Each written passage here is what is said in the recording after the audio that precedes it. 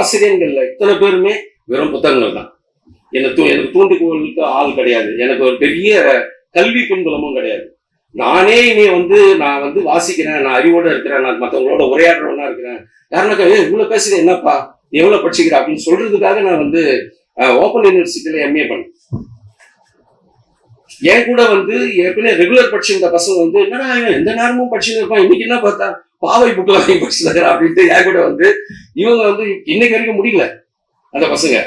ஏன்னா உங்களுக்கு எனக்கு இருந்த ஆர்வம் என்னை நிரூபிச்சுக்கிறது, எனக்கு நானே என்ன நிரூபிச்சுக்கிறதுக்கான போராட்டத்துல எனக்கு ஓகே அவ்வளவுதான். அந்த பேப்பர் நான் வேற எதுவுமே பயன்படல அது அப்படின்னு முடிக்கிற அளவு எனக்கு அந்த அளவுக்கு முன்னாடி எனக்கு இவ்வளவு சக்தி கொடுத்தது எதுன்னா புத்தகங்கள் தான். அது குறிப்பா ரஷ்ய இலக்கியங்கள்.